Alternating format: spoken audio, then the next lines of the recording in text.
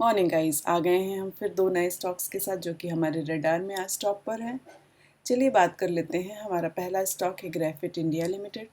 Graphite India limited को अगर हम बीएससी में देखेंगे तो हम देखेंगे इसको वेरी पॉजिटिव बताया गया है। The score has improve 24 from 23। अगर हम इसके नेट प्रॉफिट और रेवेन्यू की बात कर लें तो हम देखेंगे कि इसका नेट प्रॉफिट पिछले क्वार्टर से इस क्वार्टर में लगभग 11% बढ़ गया है और पिछले साल के क्वार्टर से अगर हम बात करें तो इसका नेट प्रॉफिट 67% बढ़ गया है।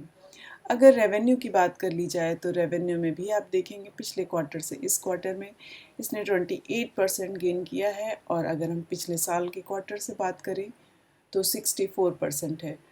अगर हम इसको इकोनॉमिक्स टाइम्स में भी देखेंगे तो इकोनॉमिक्स टाइम्स में आप देखेंगे इसको स्ट्रॉन्ग बाई की कैटेगरी में रखा गया है। इसको स्कोर 3 दिया गया है। स्ट्रॉन्ग बाई और बाई में भी 1 दिया गया है। चलिए बात कर लेते हैं मनी कंट्रोल में। तो मनी कंट्रोल में अगर आप देखेंगे तो ये 4.58% बढ़ा है और अगर हम इसके वॉल्यूम की बात करें तो वॉल्यूम में भी एक हल्का सा स्पाइक देखा जा सकता है। चलिए अब अपने दूसरे स्टॉक की बात कर लेते हैं। दूसरा स्टॉक है गोवा कार्बन।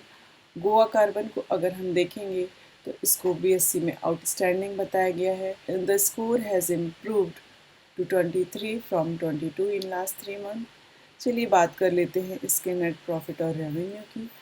अगर हम इसका नेट प्रॉफिट देखें तो पिछले क्वार्टर से इस क्वार्टर में लगभग ये 165% बढ़ गया है और लास्ट ईयर क्वार्टर में तो ये नेगेटिव था।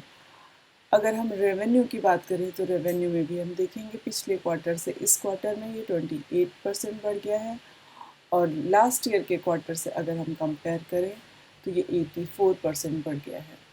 मनी कंट्रोल में देख लेते हैं।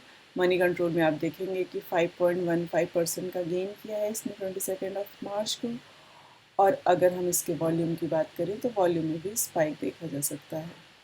तो आज हमने बात की दो स्टॉक्स की, ग्रेफाइट इंडिया लिमिटेड और गोवा कार्बन लिमिटेड। तो कल फिर मिलते हैं दो नए स्टॉक्स के साथ। Please do subscribe, like and comment. Thank you.